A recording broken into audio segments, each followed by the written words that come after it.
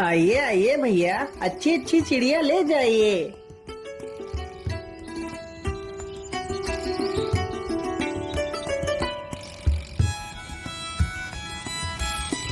अरे भाई, ये कबूतर कितने पैसे में दे रहे हो? भैया जी, यह कबूतर केवल 50 रुपए का है। नहीं नहीं भाई, 50 रुपए तो बहुत ज्यादा मांग रहे हो। मैं तो इस कबूतर के सिर्फ 30 रुपए दूंगा। क्या करूं, वैसे भी अब जल्दी ही बाजार समाप्त होने वाला है और शाम भी होने वाली है। मैं ऐसा करता हूं, जल्दी जल्दी से अपनी सारी चिड़िया बेच देता हूं। अरे भाई, तुम कहाँ खो गए? क्या बात है? अरे कुछ नहीं भाई, ठीक है, तुम इसे 30 रुपए में ही ले लो। वो आदमी जल्दी से 30 रुपए निकाल कर देता है और कबूतर को ले लेता है। वह शिकारी देखते ही देखते कुछ ही देर में अपनी सारी चिड़िया बेच देता है। अरे वाह वाह, आज तो काफी सारे पैसे इकट्ठे हो गए हैं। चलो अब मैं जल्दी से सब्जियां खरीद कर घर वापस चलता हूँ। शिकारी जल्दी से कुछ सब्जियां खरीदता है और वहां से चला जाता है।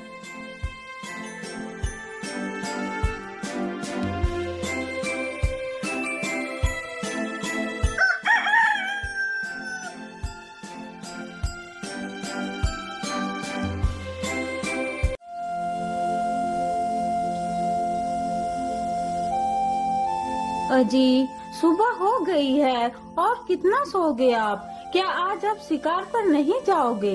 हाँ हाँ भाग्यवान, जाता हूँ, अभी जाता हूँ। शिकारी चुपचाप अपना जाल उठाता है और जंगल की तरफ निकल जाता है।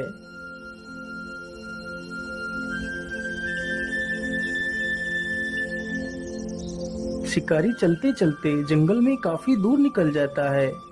हाँ हाँ, अब तो मैं काफी दूर जंगल में निकल आया हूँ। मैं ऐसा करता हूँ, इसी स्थान पर अपना जाल बिछा देता हूँ।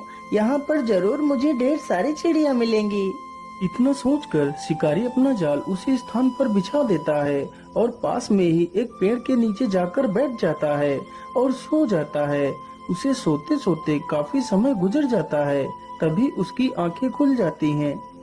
अरे बाप रे बाप, इतना समय हो गया और मैं सोता ही रहा।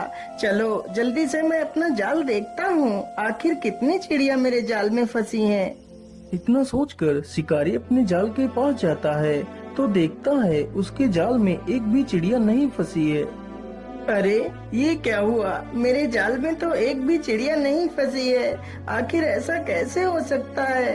अब मैं क्या करूँगा, पैसे कहाँ से लाऊंगा? यदि पैसे नहीं मिलेंगे तो मैं अपना गुजारा कैसे करूँगा? चलो कोई बात नहीं, आज का गुजारा तो कल के बचे हुए पैसों से हो जाएगा। अब मुझे घर वापस चलना चाहिए।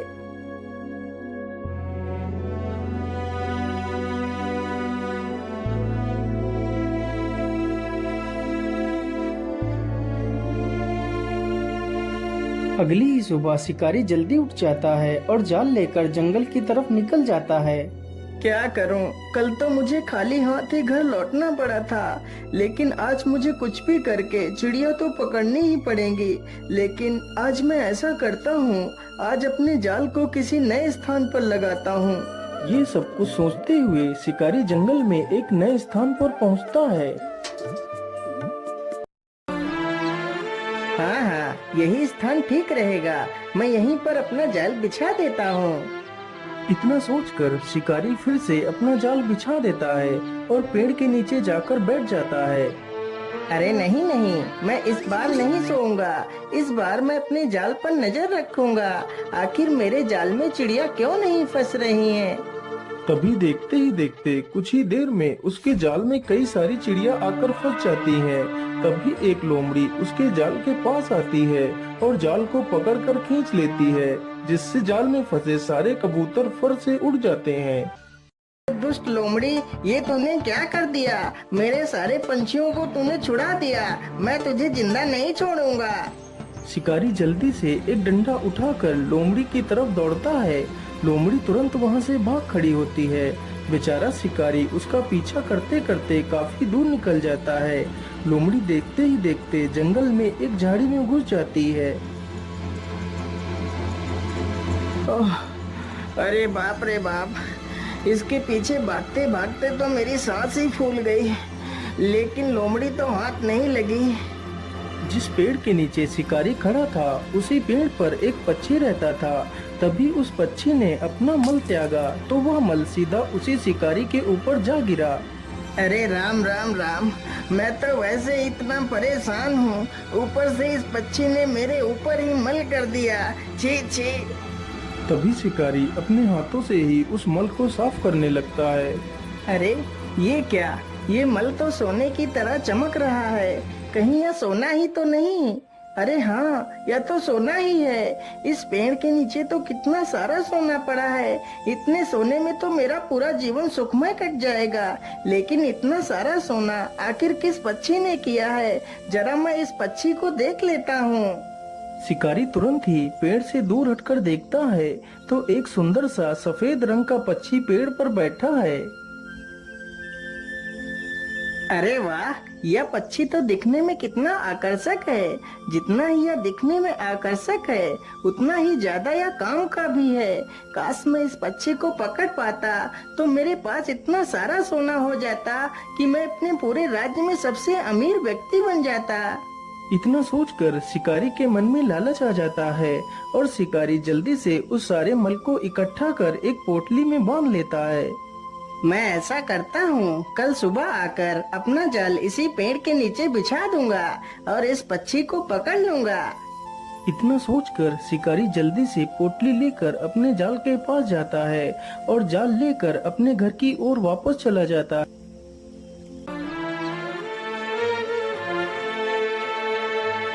अरे भाग्यवान, तुम कहाँ हो? देखो मैं तुम्हारे लिए क्या लेकर आया हूँ।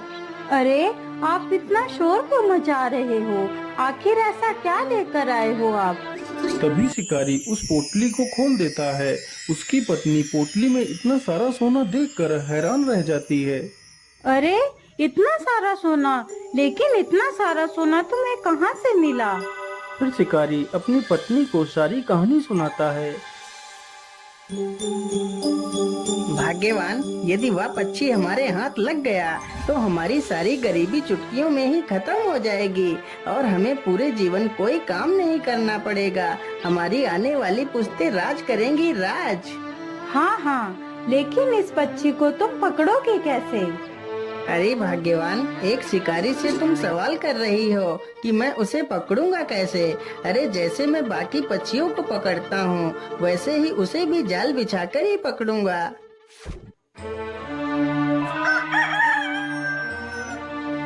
अगली सुबह ही शिकारी जाल उठाता है और जंगल की तरफ निकल पड़ता है।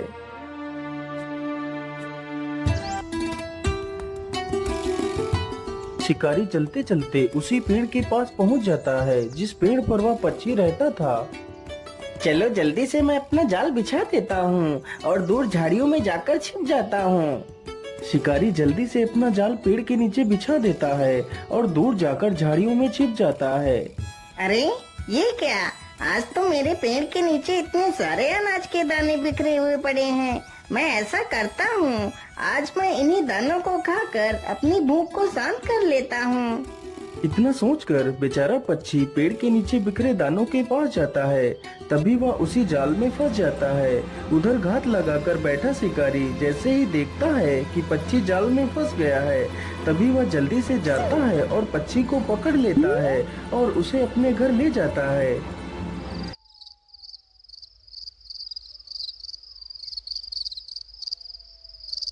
अरे भाग्यवान, देखो देखो, मैं उस पक्षी को पकड़ कर ले आया हूँ। अरे वाह वाह, आपने तो कमाल ही कर दिया। अब तो हम जल्दी ही अमीर हो जाएंगे। लेकिन भाग्यवान, हमने पक्षी को तो पकड़ लिया है, लेकिन मेरे मन में एक डर बैठ गया है। अजी, अब आपके मन में कैसा डर बैठा हुआ है? अरे भाग्यवान, हमने इस सोना देने वाले पक्षी को तो पकड़ लिया है, लेकिन जब कभी इसकी खबर राजा को मिल गई कि मुझे ऐसा कोई विचित्र पक्षी मिला है, तो राजा हम दोनों को फांसी पर ही चढ़ा देगा। अरे हाँ, आप बिल्कुल ठीक कहते हो। हमने इस बारे में तो कभी सोचा ही नहीं। हाँ, अब तुम ही बताओ भाग्यवान, हमें क्या करना चाहिए? अजी, यदि आप मेरी मानो तो आप कल सुबह ही इस पक्षी को लेकर राजा के पास जाओ और इस पक्षी की विशेषता बताकर राजा को सौंप दो। हो सकता है राजा खुश होकर तुम्हें कुछ कीमती इनाम दे दे। हाँ हाँ भाग्यवान, तुम बिल्कुल ठीक कहती हो। मुझे ऐसा ही करना चाहिए। मैं कल सुबह ही इस पक्षी को लेकर राजा के पास जाऊंगा।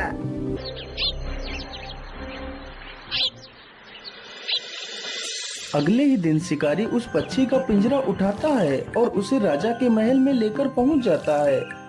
महाराज, मेरा नाम चंपक लाल है और मैं एक बहेलिया हूँ। महाराज, मैं आपके लिए एक उपहार लेकर आया हूँ। उपहार? कैसा उपहार? आखिर तुम मेरे लिए क्या उपहार ला सकते हो? महाराज, मैं कल शिकार के लिए जंगल गया था तो मुझे सोने का मल करने वाला यह पक्षी मिला है। क्या? सोने का मल? क्या यह पक्षी सोने का मल करता है? क्या तुम ये सत्य बोल रहे हो? जी हाँ महाराज, यह पक्षी सोने का ही मल करता है। शिकारी की यह बात सुनकर सभा में बैठे सभी लोग हैरत में पड़ जाते हैं। आखिर कोई पक्षी सोने का मल कैसे कर सकता है? अरे वाह चंपक, मैं तुमसे बहुत प्रसन्न हूँ जो तुम ऐसे विशेष पक्षी को मेरे पास लेकर आए हो। इससे हमारा राज्य और भी ज्यादा संपन्न हो जाएगा। मंत्री जी, तुम जल्दी से जाओ और 100 सोने की मोहरें लेकर आओ और चंपक को मेरी तरफ से उपहार में दे दो। महाराज, क्षमा कीजिए, लेकिन क्या कभी आपने सुना था कि कोई पक्षी सोने का मल करता है? ऐसा तो असंभव है महाराज। जरा सा विचार कीजिए, फिर कोई फैसला कीजिए। वैसे मंत्री जी ठीक कह रहे हैं। मैंने आज तक तो कभी भी ऐसे पक्षी के बारे में ना ही सुना है और ना ही देखा है। कहीं यह चंपक मुझे मोर तो नहीं बना रहा? हाँ हाँ मंत्री जी, तुम एकदम ठीक कह रहे हो। मैंने आज तक कभी भी ऐसे पक्षी के बारे में नहीं सुना है। अब तुम ही बताओ मंत्री जी, मुझे क्या करना चाहिए? महाराज, इस बहेलिए से इस मासूम पक्षी को लेकर आजाद कर दीजिए। यही हमारे लिए ठीक रहेगा। और हाँ महाराज, इस पक्षी को आप अपने हाथों से खुद आजाद कीजिए।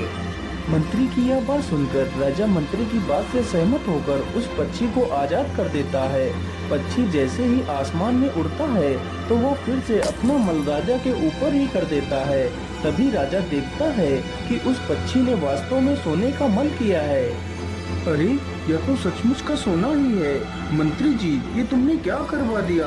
तुमने हाथ में आया हुआ इतना सारा धन निकलवा दिया। पक्षी वहाँ से उड़ता हुआ दूर किसी दूसरे स्थान पर चला जाता है। दोस्तों, हमें कभी भी इतनी जल्दी दूसरों की बातों में नहीं आना चाहिए। हमें कोई फैसला लेने से पहले उस पर अच्छे से विचार विमर्श कर लेना चाहिए।